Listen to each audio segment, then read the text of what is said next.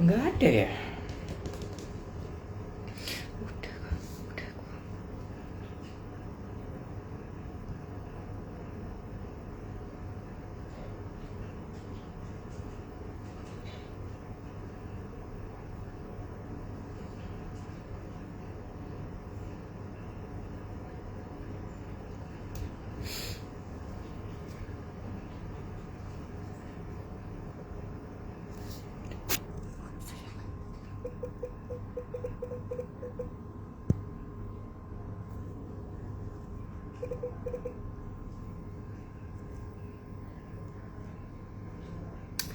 Halo, bentar ya, masih mau nge-add ngundang Pak Agus dulu.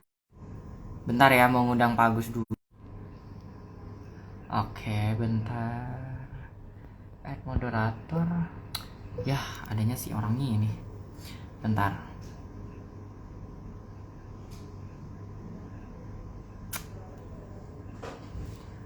Ini sudah bagus. Oke. Sudah saya ACC kok, Pak. Oke.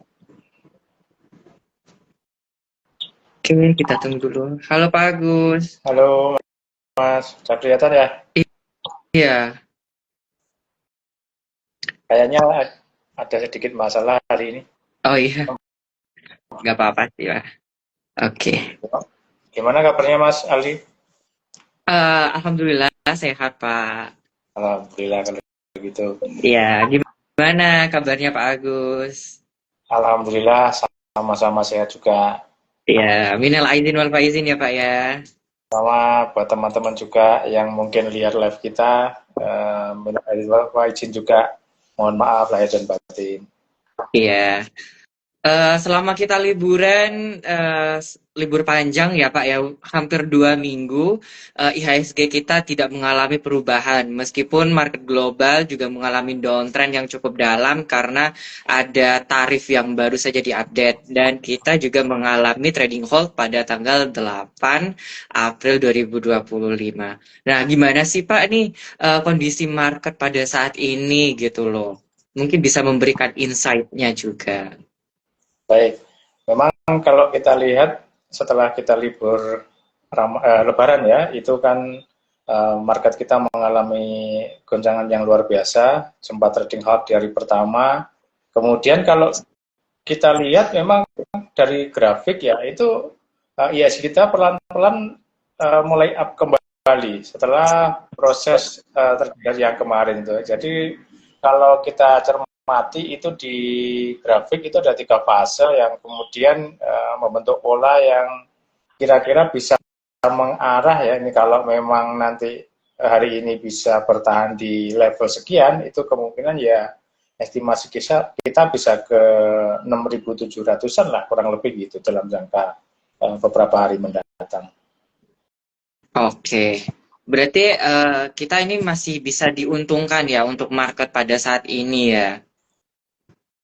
Betul, memang kalau kita cermati setelah kemarin trading halt itu kan sebenarnya posisi fundamental ekonomi kita masih cukup kuat ya. Jadi kalau ada yang membandingkan dengan kejadian di 1998 itu memang case-nya berbeda. Karena kalau di 98 itu memang fundamental ekonomi dari negara kita sendiri waktu itu kurang bagus. Kalau yang di 2025 ini pada dasarnya walaupun ya bila kita cermati ada beberapa kebijakan pemerintah yang ya tanda kutip agak sedikit kurang menguntungkan, misalnya dengan adanya penghematan itu akan mengurangi beberapa emiten ya, akan terdampak misalnya kayak sektor perhotelan dan sebagainya. Tetapi pada dasarnya kalau overall fundamental di dalam negeri kita masih kuat, sehingga kemarin ketika terjadi trading halt pun dalam 1 hari ya kalau kita cermati itu langsung naik kan gitu ya. Mungkin panik karena memang selama hampir 10 hari kita liburan, bursa di luaran itu banyak yang net sell gitu ya. Sehingga begitu kita di open ya di hari pertama, banyak beberapa teman-teman investor kita yang juga ikut mengambil keputusan serupa sehingga mereka ikut menjual di hari pertama. Tetapi seperti pepatah ya, ketika orang lain pesimis kita harus optimis. Nah itu ternyata kita bisa ambil momen di situ ya. Dan bahkan satu hari itu kalau kita cermati di kami itu ada beberapa investor itu yang dia malah berani mengambil beberapa emiten ya yang memang fundamental juga bagus dan itu dalam satu hari sudah langsung naik. Kira-kira seperti itu. Oke, ini kan kabar-kabarnya yang baru-baru ini tuh emas sekarang udah mencapai 1.900.000-an. Nah, ini ada beberapa analis juga menyatakan bahwasannya emas itu bisa menyentuh harga 2 juta rupiah pada tahun 2025 ini. Nah, gimana sih Pak untuk analisis teknikal untuk saham sih emas ini gitu? Apakah memang benar bakalan menyentuh harga 2 juta rupiah seperti itu sih? Baik, menarik terkait dengan emas ya, karena memang emas ini termasuk alternatif untuk investasi yang safe haven ya. Jadi begitu ada kejadian crash di pasar modal dan lain sebagainya, itu biasanya para investor akan lari ke emas tersebut. Nah, yang menarik adalah fenomena kenaikan harga emas kali ini ya. Ini kan sebenarnya kalau kita cermati dari grafiknya itu tidak hanya eh, terjadi ketika kemarin ada isu perang dagang ya, tapi sebelumnya memang sudah ada kenaikan emas sendiri ya. Itu kalau saya perhatikan itu mulai, saya nggak bisa share ya. Itu mulai Desember itu kan kenaikan harga emas itu sudah terjadi ya di bulan Desember, sekitar akhir Desember gitu. Nah itu sejak Desember sampai sekarang. Nah kemudian kalau kita perhatikan di beberapa hari ini, itu kalau menurut saya harga emas memang sudah mencapai topnya ya, jadi tertingginya, sehingga akan rawan koreksi di sini. Jadi kalau menurut hemat saya, seandainya kita mau membeli emas, itu kita cari level-level di mana saat dia koreksi. Karena kalau kita perhatikan 2 hari mereka sudah terjadi pola penurunan harga, walaupun belum terkonfirmasi ya. Cuman kita hati-hati di sini karena dari bulan Desember sampai bulan April ya ini ada sekitar 2 gelombang yang sudah terjadi. Nah ini masuk ke fase gelombang ketiga atau three wave. Artinya dari gelombang ketiga ini belum ada penurunan sama sekali. Tapi overall memang Oh, kalau kita perhatikan jangka panjang, kalau memang nanti kiranya uh, perang dagang antara US dengan China ini masih berlangsung seperti ini, kemungkinan sih dia memang masih akan rally untuk tetap naik di harga emas itu. Cuman timing masuknya kalau untuk saat ini menurut saya belum, karena kita lebih baik menunggu untuk dia level koreksi dulu. Selesai. oke, baik. Berarti dengan kenaikan harga emas ini berarti berpengaruh juga ya Pak ya kepada emiten-emiten yang menambang emas ataupun yang mencetak emas. Seperti itu Kak Pak? Seperti Antam, Harta, terus ada juga PTBA dan yang lainnya. Oke, terkait dengan Antam sendiri, memang kita ini terkenalnya kalau Antam ini kan mereka bergerak di bidang emas ya. Tapi sebenarnya kalau kita lihat 70% ya dari total pendapatannya dia, revenue-nya itu justru kan didapat dari nikel ya. Jadi memang kalau menurut saya kalau Antam ini itu lebih banyak terbantu ketika harga nikelnya mereka naik, itu biasanya harga sahamnya akan ikut naik. Walaupun emas juga sangat berpengaruh tentu saja ya, karena kalau kita bicara logam mulia di Indonesia itu tentu orang yang paling terkenal adalah emas Antam gitu ya, walaupun selain Antam juga ada yang lain ya, mungkin ada UBS dan lain sebagainya. Nah kalau Antam sendiri kalau kita perhatikan ini sudah beberapa uh, hari ya itu sudah mengalami kenaikan ya. Jadi kalau dilihat dari grafik itu Antam mulai saat ini tanggal berapa? Sebentar. Dua, dua. Ya, bentar ya, saya sambil buka grafik. Oke. Nah, Antam itu sudah tanggal di bulan Februari itu mulai ada kenaikan ya. Terus kemudian kalau kita perhatikan saat ini, ini mulai ada kenaikan hari ini juga ya. Kemarin sempat turun ya di tanggal sorry. Saya perkedel dulu.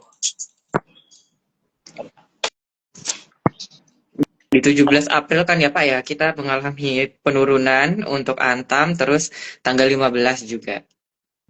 Ya, betul.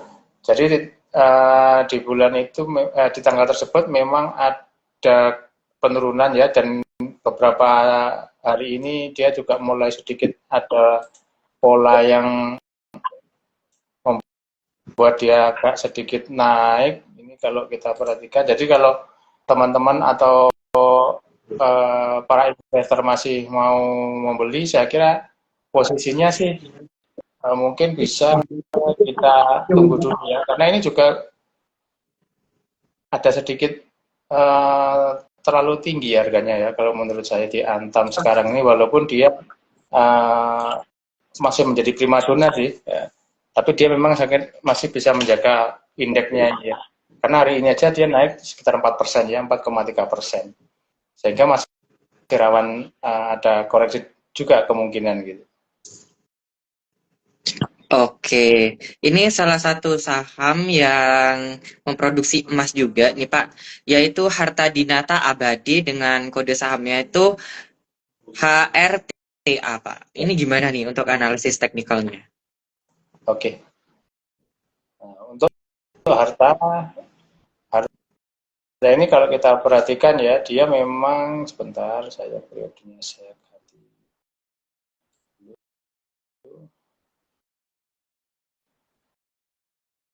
Oke, harta ini juga pergerakannya kalau kita perhatikan di sini dia hampir sama dengan uh, pergerakan Antam, dan ini dalam tempo satu hari ini dia, bentar saya coba. Nah, dia hari ini ada kenaikan 1,6% ya. Jadi kalau uh, kita perhatikan dari kemarin juga tutupannya 605, itu juga nggak banyak ya, apa ini range-nya harganya ya, dari 605 ke 615, walaupun tadi sempat naik ke 635. Jadi saya rasa range-nya agak terbatas untuk harta ini.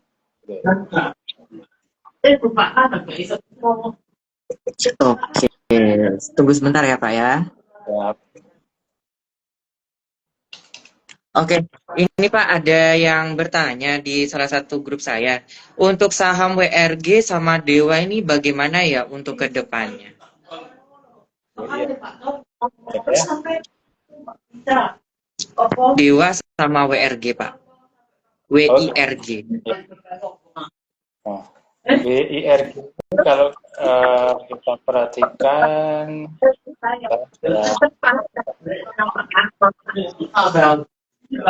WIRG kalau menurut saya cuma dia cenderung ke bawah ya, karena kalau kita lihat average-nya antara 5 sampai 20 itu berimpitan. Kemudian memang kemarin sempat beberapa kali sempat kenaikan, tapi dia nggak kuat untuk meneruskan pola kenaikan, dan sekarang ini posisinya dia masih di bawahnya moving average 60 hari. Jadi menurut saya kalau balikin sementara ini malah dia cenderung untuk meneruskan pola downtrend-nya. Kemudian yang satu lagi apa tadi? Saham Dewa Pak. Dewa. Nah, Dewa ini dulu menjadi saham primadona ya. Jadi dulu saya Iya. Jadi kalau investor Selalu masuk topik kita ya Pak ya, Dewa. Dan pasti kalau untuk investor klasik itu pasti dia selalu punya Dewa ya. Nah, Dewa saya rasa untuk secara teknikal cukup menarik karena dia sudah sempat break di moving average 60 harinya kalau menurut saya di hari ini ya. Jadi kalau memang nanti misalnya sampai sore dia masih bertahan di level ini, nah ini kemungkinan dia bisa kembali melakukan rally-nya sampai ya 150 mungkin nyampe lah ya, walaupun tapi mungkin akan bertahan. Jadi kuncinya di hari ini apakah dia bisa tutup di atas moving average 60 hari atau justru kembali turun ya. Tapi kalau menurut hemat saya kayaknya hari ini sih dia positif bisa menembus di level atas moving average 60 harinya di sekitar 110-an ya. 110. Rasa itu. Oke. Ini Pak ada yang tanya nih, katanya gimana nih saham Adaro sama AAD udah tidak ada kabar sama sekali, katanya seperti itu Pak. Oke. Nah, untuk Adaro dan AADI memang beberapa waktu lalu, terutama AADI-nya ya, setelah spin off dari Adaro, dia sedikit banyak investor yang masuk di situ, tapi kemudian setelah beberapa hari tersebut itu memang dia nggak banyak dibahas atau nggak masuk topik ya. Dan kalau kita perhatikan juga grafiknya dia itu sekarang sudah sideways aja AADI ya.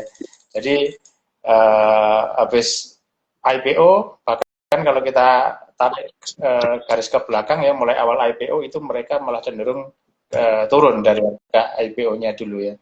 Jadi kalau AADI sendiri sama kondisinya dia masih terbatas di bawahnya moving average 60 harinya. Jadi saya rasa dia masih akan rally di area ini aja. Karena ini 1, 2, 3, 4 4 hari dia gerakannya nggak begitu banyak, volatilitasnya juga sedikit ya. Kemudian kalau untuk Adaronya ya yang dulu jadi induknya ADI. Nah, justru Adaro ini setelah minor kemungkinan dia ada mulai uptrend ya, ke minor. Walaupun dia sama, kalau kita perhatikan mayornya masih downtrend, cuman dia dalam beberapa minggu atau 2 minggu ini dia sudah mulai ada kenaikan ya, walaupun tipis-tipis gitu. Jadi untuk Adaro sendiri saya rasa kalau kita masih hold masih memungkinkan untuk saham ini. Oke, ini Pak ada yang tanya nih, saham PTPP katanya baru saja mau melunasi hutangnya dia. Nah, gimana sih untuk analisis teknikalnya untuk saham PTPP? Baik. PTPP kalau kita perhatikan secara teknikal itu cukup menarik teknikalnya karena sudah mulai uptrend, kemudian ditunjang dengan volumenya yang terutama 1-2 hari ini ya, itu volume transaksinya juga lumayan untuk saham ini. Jadi memang kemungkinan PTPP ada potensi untuk naik. Kalau kita perhatikan dia memang belum ada kenaikan sejak penurunan yang di bulan Oktober 2024 kemarin. Baru dia mulai naik di bulan Maret ini ya sampai sekarang. Jadi saya rasa menarik untuk saham PTPP sendiri kalau kita mau kolek ya. Ada kemudian juga ditunjang dengan tadi fundamentalnya yang dia sudah mulai mau membayar hutang ya. Jadi dengan adanya aksi korporasi semacam itu kemungkinan akan mendorong kinerjanya dia. Jadi memang kalau kita cermati saham-saham karya itu kan untuk era sekarang dia akan mengerim terhadap proyek-proyek ya, sehingga kemungkinan dia akan mulai untuk menambah atau memperbaiki kinerjanya secara permodalan itu semoga dia bisa membaik karena proyek-proyek yang dijalankan itu tidak seperti sebelum-sebelumnya di mana dia banyak membangun tapi tidak diikuti dengan kemampuan cash yang mumpuni sehingga lebih banyak gagal bayar hutang dan lain sebagainya. Setelah obligasinya banyak yang diterbitkan. Nah, di era ini agak berbanding terbalik ya. Jadi kemungkinan dia akan mulai untuk memperbaiki kinerja keuangannya dan semoga sampai beberapa waktu ke depan saham-saham BUMN karya ini bisa kembali seperti dulu ya. Karena dulu itu juga termasuk saham-saham yang paling banyak diburu para investor gitu ya. Oke. Ini adalah satu pertanyaan untuk terakhir untuk hari Senin ini. Untuk minggu depan mungkin kita bisa mulai lebih awal lagi ya Pak ya, jam 12 itu kita sudah bisa mulai. Karena kita keterbatasan waktu, karena kita cuma dikasih waktu sampai jam 12.30. Ini akan menjadi pertanyaan penutup untuk hari ini dan mulai minggu depan kita akan mengeluarkan stock pick lagi ya Pak ya. Baik. Oke, ini ada saham terakhir nih, Mas mau tanya nih, gimana nih saham EXCL? Dia kan sudah mau merger dengan Friend dan juga mau membagi dividennya. Mohon untuk analisis teknikalnya, seperti itu Pak.